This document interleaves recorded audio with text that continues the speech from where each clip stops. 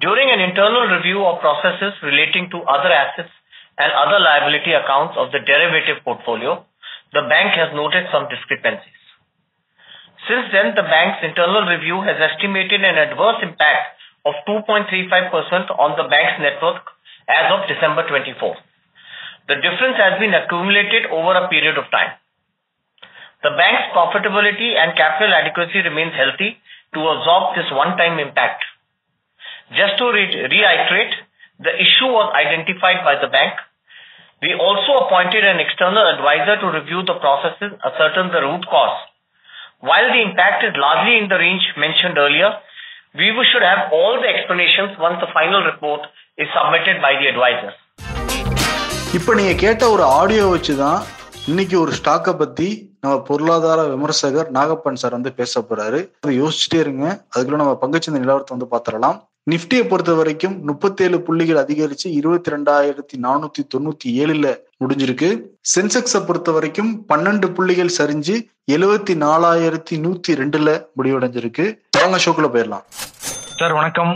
வணக்கம் சார். இன்னைக்கு மார்க்கெட்டை பத்தி பாக்குறதுக்கு முன்னாடி இண்டஸ் பேங்க் என்ன சார் ஆச்சு? 27% கீழே விழுந்திருக்கு சார். நம்ம ஷோ ஆரம்பிச்சதுல இருந்து இவ்வளவு % கீழே விழுந்த ஷேர் இப்பதான் நான் முதல்ல நான் பாக்குறேன். ஃப்ரண்ட் லைன் ஸ்டாக்ல நிச்சயமா நீங்க சொல்றது கரெக்ட். அதுவும் குறிப்பா நிப்டி 50 இண்டெக்ஸ்ல இருக்கக்கூடிய ஒரு ஸ்டாக் ஒரு 27% ஒரே நாள்ல ஒரு வீழ்ச்சியை சந்திச்சிருக்கு. அப்படிங்கிறது நம்ம ஷோ ஆரம்பிச்சதுல இருந்து இந்த மாதிரியான ஒரு நிகழ்வு நிகழ்ந்ததில்லை. இதற்கு முன்பு கூட ரொம்ப சமீப காலங்கள்ல எனக்கு நினைவில் அப்படி ஒரு முன்னணி பங்கு இப்படி ஒரு வீழ்ச்சியை சந்தித்ததுன்னு. இன்னைக்கு பாத்தீங்கன்னா 27% வீழ்ச்சி, அதாவது 244 ரூபாய் 55 பைசா இறங்கி 605.95 முடிவடைஞ்சிருக்கு. 52 வீக் ஹை அப்படின்னு பாத்தீங்கன்னா கடந்த 52 வாரங்களில் தொட்ட உச்சம் 1576. இந்த 1576ங்கிற உச்சத்துல இருந்து பார்த்தா கிட்டத்தட்ட 60% காணாம போச்சு. அந்த பங்குல 40% தான் மிச்சம் இருக்குது இன்னைக்கு. சோ இந்த ஒரு ஆண்டுக்குள், அதுவும் ஒரு சில வாரங்களுக்குள் ஒரு 60% காணாம போகுது. ஒரு முன்னணி வங்கி, தனியார் வங்கிகள்ல மிகப்பெரிய ஒரு குழுமம், அவங்க அசோக் லேலண்ட் நடத்தக்கூடிய அந்த நிறுவனம், அவங்களுடைய ஒரு குழுமம் இது. அதை சேர்ந்த ஒரு நிறுவனத்துல இப்படி நிகழ்றதுங்கிறது ஒரு அதிர்ச்சியான விஷயமா தான் பார்க்கப்படுகிறது. கார்ப்பரேட் கவர்னன்ஸ் இஷ்யூ அதெல்லாம் இருக்கா இல்லையா? ஆடிட்டர்ஸ் எல்லாம் என்ன பண்றாங்க? சார்ட்டர்ட் அக்கௌண்டன்ட்ஸ், கம்ப்ளைன்ஸ் ஆபீசர்ஸ் எல்லாம் என்ன பண்றாங்க? பங்கு சந்தை நெறிமுறை அமைப்பிலிருந்து, பங்கு சந்தைகளில் இருந்து எல்லோரும் என்ன பண்ணிட்டு இருக்காங்க அப்படிங்கிற கேள்வியை இது முதலீட்டாளர்கள் மனதில் நிச்சயம் எழுப்பும். ஏன்னா இது ஒரு ஃபிளை பை நைட் ஆபரேட்டரோ, ஒரு மைக்ரோ கேப் ஒரு பங்கு அல்லது ஒரு கேள்விப்படாத ப்ரொமோட்டரோ கிடையாது. ஸோ இவங்க மிகப்பெரிய சர்வதேச அளவில் தெரிந்த, எல்லாருக்கும் தெரிந்த ஒரு நிறுவனம், அந்த ப்ரொமோட்டர்ஸ், அவங்களுடைய நிறுவனம் இது. இதுல இந்த விஷயத்துக்குள்ள போறதுக்கு முன்னால அந்த லெட்டர், அவங்க இது என்ன விஷயம்ங்கிறது நான் அப்படியே ஆக்சுவலாவே படிச்சிடுறேன். இந்த லெட்டர் பாம்பே ஸ்டாக் எக்ஸ்சேஞ்சினுடைய website, NSE website bseindia.com nsindia.com போய் இண்டஸ்இண்ட் பேங்க்னு போட்டீங்கன்னா வரும். இண்டஸ்இண்ட் பேங்க்குடைய இணையதளத்துல போய் பார்த்தாலும் வரும். அதுல கிளியரா போட்டிருக்காங்க. என்ன போட்டிருக்காங்கன்னா, during the internal review of processes relating to other asset and other liability accounts of the derivative portfolio, அதாவது முன்பேர வணிகம், அந்த ஊக வணிகம்னு சொல்றோம், அதுல கரன்சியை பொறுத்த வரைக்கும் உள்ளதுல post implementation of RBI master direction, RBI ஒரு மாஸ்டர் டைரக்ஷன் கொடுத்திருக்காங்க.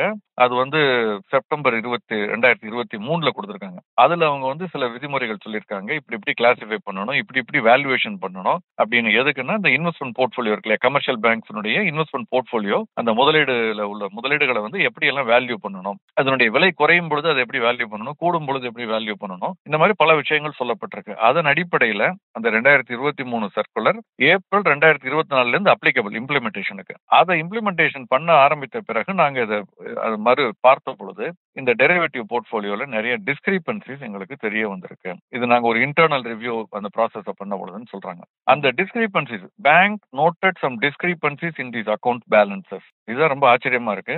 எப்படி இது ஒரு இன்டர்னல் ஆடிட்டர், ஸ்டாச்சுட்டரி ஆடிட்டர், பலருடைய கவனத்தை, போர்டனுடைய கவனத்தை, CFO-னுடைய கவனத்தை எல்லாம் தாண்டி இது நிகழ்ந்ததுங்கிறது ஆச்சரியமா இருக்கு.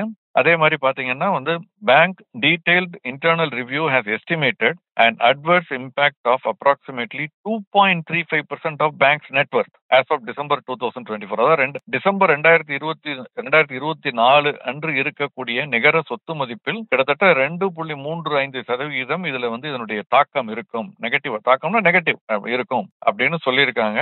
அதனால வந்து நாங்க வந்து we have appointed a reputed external agency to independently review and validate the internal findings. A final report of the external agency is awaited, and basis which the bank will appropriately consider any resultant impact in its final statement. The bank's profitability and capital adequacy remains healthy to absorb this one-time impact சொல்லியிருக்காங்க. அதாவது இந்த கடுமையான ஒரு விஷயமா இருந்தால் கூட இது ஒரு தடவை நடக்கக்கூடிய ஒரு விஷயம் தான், இனிமேல் நடக்கிறதுக்கான வாய்ப்பு இல்லை. இதனுடைய வங்கியினுடைய லாபத்தையோ மற்ற அடிக்குவசியதையோ பெரிய அளவில் இது பாதிக்காது. இதை தாங்கிக் கொள்ள முடியும், பாதிக்கும் ஆனால் தாங்கிக் கொள்ள முடியும்னு சொல்லியிருக்காங்க. இதுதான் இதனுடைய சாராம்சம். இதனுடைய அர்த்தம் என்ன அப்படிங்கறத நீங்க உள்ள போய் பார்த்தீங்கன்னா, வங்கிகள் பொதுவாக இறக்குமதி ஏற்றுமதி தனியார் நிறுவனங்கள் செய்யும் பொழுது அதை வந்து அதுக்கு வந்து கரன்சி ஃபாரெக்ஸ்ல டீல் பண்ணுவாங்க. அது போக அவங்களே வந்து வாங்குறது விற்கிறது ஹெட்ஜ் பண்றது இதெல்லாம் இருக்கும். இது வந்து இந்தியாவுக்குள் நிகழும், இந்தியாவுக்கு வெளியேயும் நிகழும். இது ரெண்டையும் ரெக்கன்சைல் பண்ணணும். அப்படி பண்றதுல அவங்களுடைய அக்கௌண்டிங்ல சில இஷ்யூஸ் இருந்திருக்கு. அதுல வந்து இந்த 2.3 இதனுடைய தாக்கம் பாத்தீங்கன்னா ஒரு எஸ்டிமேட் என்ன சொல்லுதுன்னா, நமக்கு தெரிய வேண்டியது அதுதான். இது ஒரு லெட்டர் கொஞ்சம் காம்ப்ளிகேட்டடா இருக்கலாம். இது அந்த இணையதளத்துல போய் பார்த்தா அவங்களுடைய ஆடியோ ரெக்கார்டிங்கே இருக்கு. அந்த நிறுவனம் வந்து நேத்து வந்து இதை வந்து அனலிஸ்ட் மீட் ஒன்று இருந்தது. அந்த அனலிஸ்ட் மீட்ல அனலிஸ்ட சந்திக்கும் பொழுது சொல்றாங்க இந்த மாதிரியான ஒரு தாக்கம் இருப்பதற்கான வாய்ப்பு இருக்கு அப்படின்னு. இதனுடைய அந்த எஸ்டிமேட் அவங்க அதுல வந்து ஒருத்தர் எஸ்டிமேட் பண்ணி சொல்லும் பொழுது சொல்றாங்க 1570 கோடி அல்லது 1580 கோடி இந்த ஃபாரெக்ஸ் டெரிவேட்டிவ் போர்ட்ஃபோலியோ ஹிட் இருக்குன்னு சொல்றாங்க. இதுல என்ன விஷயம்னா, இந்த ஹிட் அல்லது நஷ்டம்ங்கிறது அல்லது வரக்கூடிய நஷ்டம் வந்து வருவதற்கான வாய்ப்பு எவ்வளவுனா 1500 கோடியோ 1600 கோடியோ. ஆனால் இன்னைக்கு இந்த வங்கியினுடைய பங்கு விலை விழுந்தது இருக்கு பாத்தீங்களா, அதனுடைய மார்க்கெட் கேப்னு சொல்றோம் இல்லையா, சந்தை மதிப்பு, அந்த மதிப்பு விழுந்தது பாத்தீங்கன்னா 15000 கோடி. இதுதான் ஓவர் ரியாக்ஷன் சொல்றது. 10 மடங்கு அதிகமா விழுந்திருக்கு சார். அதாவது இந்த நிறுவனத்தினுடைய சந்தை மதிப்பு கிட்டத்தட்ட 70000 கோடி கிட்ட இருக்குது. 68000 கோடி 70000 கோடின்னு வச்சுக்கோங்களேன் சென்ற வார கடைசியில. அதுல வந்து எனக்கு கிட்டத்தட்ட ஒரு 15000 கோடி கிட்ட விழுந்திருக்கு. ஏன்னா 25-26% விழுந்திருக்குதுன்னா 15000-16000 கோடி கிட்ட இருக்க வாய்ப்பு இருக்கு. சோ இவ்வளவு பெரிய தாக்கம் வெறும் 1500 கோடி 600 கோடிக்கு ஏன் அதனுடைய தாக்கத்துக்கு விழுந்திருக்குன்னு பார்த்தா, அடிப்படையில இந்த வங்கியினுடைய நம்பகத்தன்மை, அவங்களுடைய கணக்கு வழக்குகளுடைய நம்பகத்தன்மை, அந்த நிர்வாகத்தின் மீது மக்கள் வைத்திருந்த நம்பிக்கை, இதெல்லாம் குறைந்திருக்கிறதுனால இதை மீட்டெடுப்பதற்கு அவர்களுக்கு பல மாதங்கள், பல வாரங்கள், பல ஆண்டுகள் கூட ஆகலாம். அதனால இந்த பங்கு மேலெழும்புவதற்கான வாய்ப்புகள் குறைவுங்கிற பயத்துல நிறைய பேர் வந்து இன்னைக்கு வித்திருக்காங்க. இந்த நஷ்டம்ங்கிறது வந்து அதற்கான தாக்கம் போக இந்த தாக்கம் நான் சொன்னதுதான் ரொம்ப அதிகமா இருந்திருக்கும்னு நான் நினைக்கிறேன். மார்க்கெட் எப்போதுமே இப்படி ஓவர் ரியாக்ட் பண்ணும். ரியாக்ட் பண்றது தப்பு இல்லை, பட் ஓவர் ரியாக்ட் பண்ணும். அந்த ஓவர் ரியாக்ஷனுக்கு ஒரு காரணம் இல்லாமல் இருக்காது. அது ஒவ்வொரு முதலீட்டாளர்களை பொறுத்தவரை அவங்களுக்கு நியாயமான காரணமா இருக்கும். வேறு நல்ல நிறுவனங்கள் நல்ல முதலீடுகள் இருக்கும் பொழுது எதுக்கு இவ்வளவு சிக்கலோட இருக்கிறதுல நம்ம போட்டுக்கிட்டு இருப்போம். இது வந்து ஒரு தொடக்கமாக கூட இருக்கலாம். இன்னும் என்னென்ன பூதங்கள் எல்லாம் கிளம்பி வருமோ. ஏன்னா இதுல ரொம்ப முக்கியமான விஷயம் என்னன்னா சிபி, இது அவங்களே சொல்றாங்க, இதுல வந்து அவங்க அக்டோபர் 24 அன்று இதை கண்டுபிடிச்சிட்டாங்களாம், இந்த மாதிரி ஒரு டிஸ்கிரிபன்சி இருக்குங்கிறத. ஆனால் டிசம்பர் மாத காலாண்டு முடிவுகளை பற்றி பேசும் பொழுதோ தெரிவிக்கும் பொழுதோ இதை எதுவுமே டிஸ்க்ளோஷர் பண்ணல. பங்குச்சந்தைக்கும் தெரிவிக்கல, முதலீட்டாளர்களுக்கு தெரிவிக்கல, அது இவ்வளவு ஹிட் இருக்க வாய்ப்பு இருக்கு, நாங்க கண்டுபிடிச்சிருக்கோம் அப்படிங்கறத தெரிவிக்கல. கேட்டா நாங்க வந்து அதை ஓரளவு உறுதி செய்து கொண்டு நாங்க இன்டர்னல்ல நாங்க வந்து அசஸ் பண்ணிட்டு சொல்லலான் இருந்தோம். இப்போ ஓரளவுக்கு அசஸ் பண்ணிருக்கோம், இப்ப நாங்க சொல்றோம்னு இப்ப சொல்றாங்க. இதுவே வந்து சந்தையால் வந்து கொஞ்சம் ஒரு அப்ரிஷியேட் பண்ணப்படல, ஒரு தவறாக பார்க்கப்படுகிறது. இது வந்து ஒரு தவறான காரியமாக பார்க்கப்படுகிறதுங்கிறத நம்ம மனசுல வச்சுக்கணும். இதுதான் இன்னைக்கு இந்த பங்கனுடைய மிகப்பெரிய ஒரு வீழ்ச்சி. அப்படிங்கிறதுக்கான காரணம் என்னன்னு பாத்தீங்கன்னா, இந்த ஒரு 2.35% இம்பாக்ட்னு அவங்க கடிதத்துல சொல்லியிருக்கிறது மட்டும் இல்ல, அதையும் தாண்டி இன்னும் எவ்வளவு இருக்குமோ, இதை ஏன் இவ்வளவு தாமதமாக தெரிவிக்கிறார்கள், இன்னும் என்னென்னலாம் இருக்கலாம் அப்படிங்கிற ஒரு பயத்தின் காரணமாகவும், இரண்டாவது பங்குச்சந்தையே வந்து இறக்கத்தில் இருக்கக்கூடிய ஒரு காலகட்டத்தில் இந்த மாதிரி நெகட்டிவ் நியூஸ்ங்கிறது அதனுடைய தாக்கம் அதிகமா இருக்குங்கிறதையும் நம்ம புரிஞ்சுக்கணும். பொதுவாகவே வந்து பங்குச்சந்தைக்குள்ள வராங்கன்னா நீங்க வேற நிப்டி ஸ்டாக்க பாருங்க அப்படின்னு தான் சார் சொல்லுவாங்க. அதே மாதிரி எஸ்ஐபில போறவங்களையும் வந்து நீங்க நிப்டி இண்டெக்ஸ் ஸ்டாக்கு பேங்க் இதுல எல்லாம் போடுங்கன்னு சொல்லுவாங்க. இப்ப இதே ரொம்ப ஷாக்கிங்கா தானே சார் இருக்கு. இப்ப என்னன்னா இப்ப எஸ்ஐபில இதுல முதலீடு பண்ணிருப்பாங்கல்ல, இண்டெக்ஸ் ஃபண்ட்ல எல்லாம் முதலீடு பண்ணிருப்பாங்கல்ல சார், அவங்களுக்கு எல்லாம் எப்படி இருக்கும் தாக்கம்? நிச்சயமா. அதாவது இதனுடைய அடுத்த கட்ட தாக்கம், உங்களுடைய கேள்வி ரொம்ப முக்கியமானது. ஏன்னா நிப்டியில் உள்ள பங்கு இது. அப்ப நம்ம வந்து பாசிவ் இன்வெஸ்ட்மெண்ட்னு சொல்லும் பொழுது, நீங்க ஆக்டிவா ஃபாலோ பண்ண வேண்டாம், பாசிவா நிப்டி இண்டெக்ஸ்ல இன்வெஸ்ட் பண்ணுங்கன்னு சொல்லும் பொழுது, அந்த நிப்டி அடிப்படையிலான பங்குல வந்து இதுக்கு ஒரு வெயிட்டேஜ் இருக்கு. அதன் அடிப்படையில இதுலயும் முதலீடு செய்யறதுக்கு அந்த ஃபண்ட். அப்ப அந்த வீழ்ச்சி இதனுடைய அந்த நிப்டி இண்டெக்ஸ் அடிப்படையிலான அந்த மியூச்சுவல் ஃபண்ட்ஸினுடைய என்ஏவில ஒரு அடி வாங்கும், ஹிட் எடுக்கும். ஓகே, சோ அது நம்ம தவிர்க்க முடியாத ஒரு விஷயம். 2008 சத்யம் கம்ப்யூட்டர் வந்து இந்த மாதிரியான ஒரு இது நிகழ்ந்த பொழுது அது நிப்டி இண்டெக்ஸ்ல இருந்த ஒரு பங்கு. சோ நிப்டி இண்டெக்ஸ் ஒரு வீழ்ச்சியை சந்தித்தது. 50 பங்குகள்ல ஒரு பங்குல இப்படி இருக்குங்கிறதுக்காக நம்ம ஒட்டுமொத்தமாக அந்த தியரியை, அந்த கான்செப்டையே தவறுன்னு நம்ம சொல்ல முடியாது. இதையும் தாண்டி கூட இண்டெக்ஸ்ல முதலீடு செய்யறது நல்லதுன்னு தான் நான் நினைக்கிறேன். இந்தியாவினுடைய வலுவான பொருளாதாரத்தின் மீது அடுத்த 10-15 ஆண்டுகள் நம்பிக்கை வைத்திருப்பவர்கள் அதுல முதலீடு செய்யறது எஸ்ஐபி முறையில தவறுன்னு நான் நினைக்கிறேன். But coming to this specific problem, இதனுடைய குறிப்பாக பார்க்கும் பொழுது இதனுடைய இம்பாக்ட் எப்படி இருக்கும் அப்படிங்கறத நீங்க வந்து பாத்தீங்கன்னா, இண்டஸ்இண்ட் வங்கியில் முதலீடு செய்யாத மியூச்சுவல் ஃபண்டே இல்லைன்னு சொல்லலாம். நீங்க நிப்டி குறியீடை விடுங்க, நிப்டி இண்டெக்ஸ் ஃபண்டையும் தாண்டி பேங்க் செக்டோரல் ஃபண்ட் இருக்கு, வங்கித்துறையில் மட்டும் முதலீடு செய்யக்கூடிய பங்குகள், மியூச்சுவல் ஃபண்ட்ஸ். அது போக வந்து லார்ஜ் கேப் அதுல முதலீடு செய்யக்கூடிய பங்குகள், மல்டி கேப் அதுல முதலீடு செய்யக்கூடிய பங்குகள், ஃபிளெக்ஸி கேப் அப்படிப்பட்ட பங்குகள், இப்படி பல பங்குகள் கிட்டத்தட்ட 40க்கும் மேற்பட்ட ஏஎம்சி இருக்கு இன்னைக்கு இந்தியாவில். அதுல 35 ஏஎம்சி மியூச்சுவல் ஃபண்ட் நிறுவனங்கள் அவங்களுடைய கிட்டத்தட்ட 350க்கும் மேற்பட்ட ஸ்கீம்ஸ்ல இண்டஸ்இண்ட் வங்கியில முதலீடு செய்திருப்பதாக சொல்லப்படுகிறது. ஆம்பியனுடைய பிப்ரவரி மாத கடைசி டேட்டா அப்படின்னு எடுத்து பார்த்தோம்னா இதுதான் அதனுடைய டேட்டா. இவங்க வந்து கிட்டத்தட்ட ஒரு 20 அல்லது 21 கோடி பங்குகள், இண்டஸ்இண்ட் வங்கியினுடைய பங்குகள் 21 கோடி கிட்ட வச்சிருக்காங்க. ஓகே, இதை வந்து சென்ற வார கடைசியில, பிப்ரவரி மாத கடைசியில பார்த்தால் கூட 20,000 கோடி இதனுடைய ஒட்டுமொத்த மதிப்பு, 20,000 கோடிக்கு மேல். ஓகே, ஆனால் இன்னைக்கு 25-27% வீழ்ந்ததற்கு பிறகு இதனுடைய மதிப்பு 14,000 கோடிக்கு கீழே வந்துருச்சு. 6,000 கோடி கிட்ட காணாம போயிடுச்சு. பட் என்னன்னா இது வந்து பல பங்குகள், பல மியூச்சுவல் ஃபண்ட்ஸ், பல ஸ்கீம்ஸ்ல அதனுடைய வெயிட்டேஜுக்கு தக்க குறையுங்கிறதுனால நான் சொன்னேன்ல, இப்ப 35 மியூச்சுவல் ஃபண்ட் 350 ஸ்கீம்ல இந்த 6,000 கோடின்னு நீங்க பிரித்து பார்த்து அதே ரேஷியோல இருக்காது. பிரித்து பார்க்கும்போது அதனுடைய தாக்கம் இருக்கும். பட் ஆனால் பெரிய அளவு இருக்காதுன்னு தான் நினைக்கிறேன். கொஞ்சம் பாதிப்புங்கிறது என்ஏவில இருக்கும். குறிப்பாக வங்கித்துறை சார்ந்த பங்குகளிலும் நிப்டி குறியீட்டிலும் இது இருக்கும். அதனால அதுக்காக நம்ம முதலீட்டாளர்கள் இதை வந்து நம்முடைய கொள்கையை மாத்திக்கணும்னோ, நம்ம முதலீட்டு திட்டத்தை மாத்திக்கணும்னு நான் சொல்ல மாட்டேன். இந்த மாதிரி ஒரு விஷயங்கள் அவ்வப்பொழுது நடக்கிறதுங்கிறது ஒரு 10-15 ஆண்டுகள். இதெல்லாம் வந்து ஒரு அவுட்லயர்னு சொல்லுவோம். இந்த மாதிரி அவுட்லயர்ஸையே நம்ம வந்து ரெகுலரா பாலிசியா எடுத்துக்க முடியாது. இப்ப நிப்டில தூக்கிடுவாங்களா சார் இந்த பேங்கை? இல்ல, அது நம்ம பொறுத்திருந்து தான் பார்க்கணும். ஏன்னா நிப்டியை பொறுத்த வரைக்கும் வந்து அதனுடைய குறிக்கோள் வந்து இம்பாக்ட் காஸ்ட் குறைவாக இருக்கணும், அதிக எண்ணிக்கையில வணிகம் நடக்கணும், வாங்கும் விலைக்கும் விற்கும் விலைக்கும் உள்ள வித்தியாசம் குறைவா இருக்கணும். இப்படி வேறு சில பேராமீட்டர்ஸ் வச்சிருக்காங்க. நான் முன்பே சொல்லியிருக்கேன், அது நஷ்டத்தில் இயங்கக்கூடிய நிறுவனங்கள் கூட நிப்டியில் இருக்குதுன்னு நம்ம பார்த்திருக்கோம் நிறைய. சோ அதனால நிப்டியில தூக்குவாங்களா அப்படிங்கிறது தெரியல, நம்ம பொறுத்திருந்து பார்க்கணும். பட் இதுல பெரும்பாலும் வைத்திருக்கக்கூடிய நிறுவனங்கள் மியூச்சுவல் ஃபண்ட்ஸ்னு பாத்தீங்கன்னா, ஒரு உதாரணத்துக்கு சொல்றேன், ஐசிஐசிஐ மியூச்சுவல் ஃபண்ட் வந்து அதனுடைய வைத்திருந்தோடைய மதிப்பு வந்து 3,700 கோடிக்கு மேல. இப்ப அது 2,700 கோடி கீழே வந்துருச்சு அதனுடைய மதிப்பு, இந்த வீழ்ச்சியினால. இதே மாதிரி HDFC மியூச்சுவல் ஃபண்ட் 3,500 கோடிக்கு மேல வச்சிருக்காங்க, 2,600 கோடிக்கு 2,500 கோடி கிட்ட வந்துருச்சு. SBI mutual fund, UTI, Nippon India, Bandhan, Franklin Templeton, Aditya Birla Sun Life mutual fund, Kotak Mahindra mutual fund, Tata mutual fund, இப்படி பலதரப்பட்ட மியூச்சுவல் ஃபண்ட்ஸ் வந்து இதுல வந்து முதலீடு செய்திருக்கிறார்கள். எல்லோருக்குமே இந்த வீழ்ச்சிங்கிறது ஒரு பாதிப்பை ஏற்படுத்தும். அவர்களுடைய முதலீட்டிற்கு தக்க அந்த பாதிப்பு இருக்கும். அந்த மியூச்சுவல் ஃபண்ட் நிறுவனத்துக்குள்ள பல திட்டங்களில் இதை முதலீடு செய்திருக்கிறார்கள். சோ அது பிரித்து பார்க்கும் பொழுது தாக்கம்ங்கிறது இல்லாமல் இருக்காது, பட் கணிசமாக இருக்காதுன்னு நான் நம்புறேன். ஆனால் முழு விவரம் நமக்கு போகத்தான் தெரிய வரும். கவனமா இருக்கணும். சார், நீங்க பல வருஷமா பாத்துட்டு இருக்கீங்க, இந்த மாதிரி குற்றச்சாட்டுக்கு, இந்த மாதிரி புகாருக்குள்ளான கம்பெனிக்கு எல்லாமே திரும்பி மீண்டு வந்திருக்கா? எல்லாமே நம்ம ஒரே தராசுல வச்சு பார்க்க முடியாது, இருந்தாலும் கேட்கறேன் சார். இல்ல, இது எந்த அளவுக்கு இதனுடைய ஆழம் போகுதுங்கிறத நம்ம பொறுத்து பார்க்கணும். ஏன்னா இப்ப ரெகுலேட்டர்ஸ் இதை எப்படி எடுத்துக்கிறாங்கிறத நான் ரொம்ப பாக்குறதுக்கு ஆவலோட காத்திருக்கேன். இப்படிப்பட்ட ஒரு மிகப்பெரிய தவறு நடந்திருக்குதுன்னா அது வந்து ஆர்பிஐனுடைய டைரக்ஷன்னாலதான் நாங்க இதை பார்த்தோம், அதனால நாங்க ரிவ்யூ பண்ணோங்கிற மாதிரி இருக்கு அந்த லெட்டரை படிச்சா. அது வரலைன்னா இது கண்டுபிடிக்கப்பட்டிருக்காதோன்னு தெரிகிறது. கண்டுபிடிக்கப்பட்ட பிறகு அதை வெளியே சொல்வதற்கு ஏன் இவ்வளவு நாள் தாமதம்ங்கிறது ஒரு கவலை அளிக்கக்கூடிய விஷயமா இருக்கு. இப்படி இதை வந்து ரெகுலேட்டர் எப்படி ஹேண்டில் பண்ண போறாங்கிறத பார்க்கணும். அது நம்பிக்கை அளிக்கக்கூடிய விஷயமா இருந்து இதற்கு மேல் இதுல லீக்கேஜ் இல்ல, வேற ஒன்னும் பிரச்சனை இல்லைன்னு சொன்னால் யாருக்கு தெரியும், இந்த பங்கே கூட அப்படியே ரிவர்சல் ஆகலாம். இதை வந்து முதலீட்டாளர்கள் அல்லது பங்குச்சந்தை இந்த மியூச்சுவல் ஃபண்ட்ஸ் எல்லாம் வந்து ஏற்கனவே போட்டுட்டோம், இது ரொம்ப குறைவான விலையாக இருக்கிறது, இன்னும் ஒரு நாட்கள் இதே மாதிரி இறக்கம் தொடருமானால் இது வாங்குவதற்கு கூட ஒரு வாய்ப்பாக கூட பார்ப்பதற்கு வாய்ப்பு இருக்கு. But more details have to come out authentic information, ஏன்னா நம்பகத்தன்மை போயிடுச்சு இல்லையா, குறைஞ்சிருச்சு இல்லையா.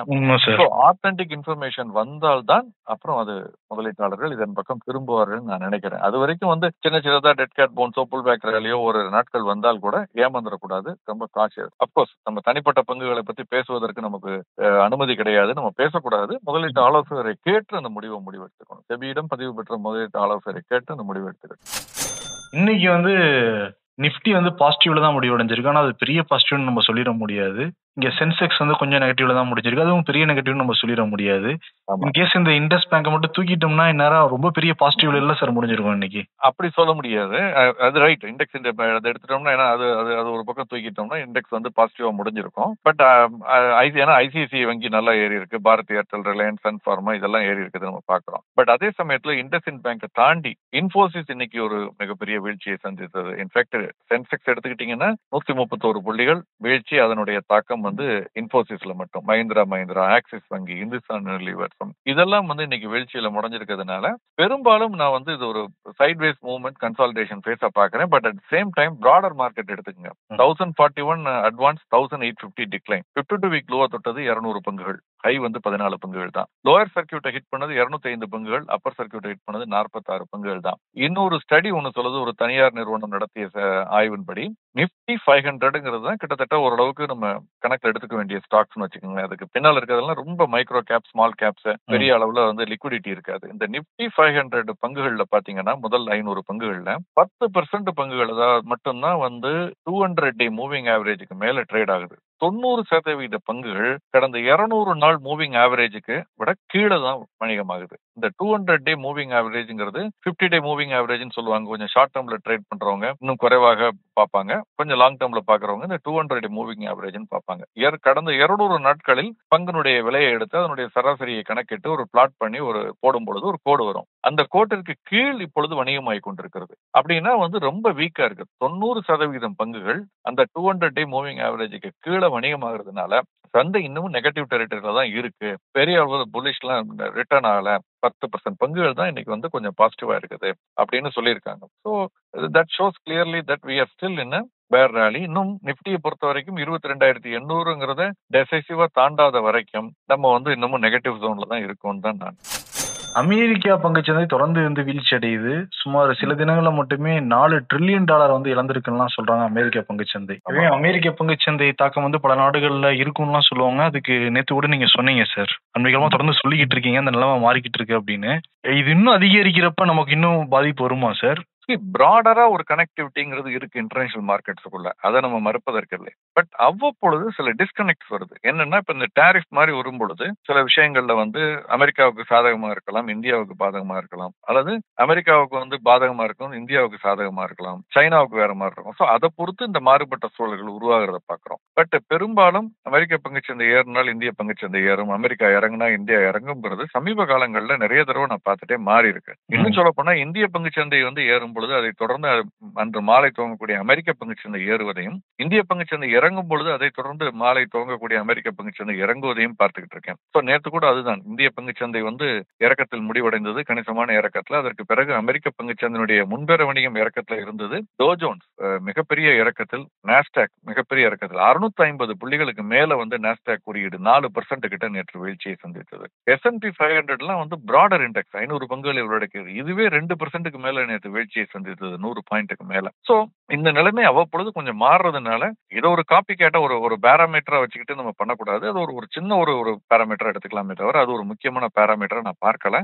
பட் அமெரிக்கால இந்த வீழ்ச்சிங்கிறது நிச்சயமாக கவனத்தை ஈர்த்து இருக்கிறது. ஏன்னா நேற்று பாத்தீங்கன்னா apple, Tesla, Microsoft, Amazon, meta, Nvidia இந்த மாதிரி பல முன்னணி பங்குகள், இன்டெல் எல்லாமே மிகப்பெரிய வீழ்ச்சியை, கணிசமான வீழ்ச்சியை சந்தித்தது நேற்று பார்த்தோம். பட் இன்று பார்த்தீங்கன்னா முன்பேற வணிகத்துல கொஞ்சம் ஒரு சின்ன ரெக்கவரி தெரிகிறது. பெரிய அளவுல இல்ல, பட் ஒரு சின்ன ரெக்கவரி தெரிகிறது. பட் திரும்ப நெகட்டிவ்க்கு போகுது. ஸோ மிக்சட் பேக்கா தான் இருக்கு. ஒரு டெசிசிவா மேல ஏறுவதோ இறங்குவதோ இன்னைக்கு இல்ல. இன்னைக்கு சைட்வேஸ்ல இருக்கிறத பாக்குறேன். பட் நேற்று ஒரு பெரிய வீழ்ச்சியை சந்தித்தது. நம்முடைய பங்குச்சந்தை வீழ்ச்சிக்கு பிறகு அங்குமே அந்த வீழ்ச்சி தொடர்ந்ததை நான் பார்த்தேன்.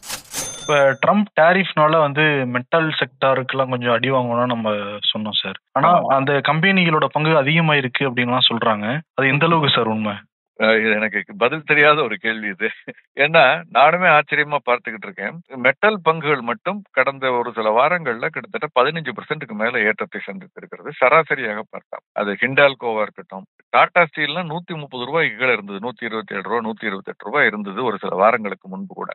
இப்ப பாத்தீங்கன்னா அது 150 ரூபாய் தாண்டி வணிகம் நடந்து கொண்டிருந்தது. சோ இப்படி ஒரு 20-25 ரூபாய் ஏறுவதற்கு அல்லது ஒரு 15% 20% ஏறுறதுக்கான காரணம் என்னங்கிறதே நிஜமா எனக்கு புரியல. ஏதாவது நம்ம சம்திங் பியாண்ட் நம்ம எதிர்பார்ப்பு ஏதாவது இருக்கான்னு தெரியல. அது மாதிரி செய்திகள் ஒருவேளை வர ஆரம்பிக்கலாம். இந்த மாதிரி நிகழ்வு இருக்கும்போது நான் சொல்ல விரும்புறது என்னன்னா, ஒரு நல்ல நியூஸ் நல்ல தகவலை எதிர்பார்த்து இப்படி சந்தை ஏறும் பொழுது அந்த செய்தி உண்மையிலேயே வரும் பொழுது அந்த பங்கினுடைய ஏற்றம் நின்றுவிடும். இன்னும் சொல்ல போனா சில சமயம் வீழ்ச்சியும் சந்தித்திருக்கிறது. அதனால மெட்டல் ஸ்டாக்ஸை பொறுத்த வரைக்கும் my sincere advice will be செக்டோரலா கொஞ்சம் it is better to exercise caution. கவனமாக இருப்பது இந்த கட்டத்துல நல்லதுன்னு நான் நினைக்கிறேன். நான் சொல்றது தவறா இருக்கலாம், பட் ஆனா எனக்கு தெரிந்து இந்த மாதிரியா காரணங்கள் எனக்கு தெரிந்து பெரிய குறிப்பிடத்தக்க காரணங்கள் எதுவும் இல்லை இந்த ஒரு காலகட்டத்துல ஒரு அன்சர்டன் டயத்துல இப்படி ஏறுவதற்கு. ஸோ அதனால கொஞ்சம் கவனம் தேவைன்னு நான் நினைக்கிறேன். நேற்று காப்பர் தங்கம்லாம் ஏறக்கூடிய வாய்ப்பு இருக்கு அப்படின்லாம் சொல்லி முடிச்சோம் சார். இன்னைக்கு எப்படி சார் இருக்கு கமாடிட்டி மார்க்கெட்? இல்ல அதுதான் அந்த ரிப்போர்ட் அவர் நேற்று நம்ம சொன்னது ஒருத்தருடைய எக்ஸ்பர்ட்டோட படிச்சோம்.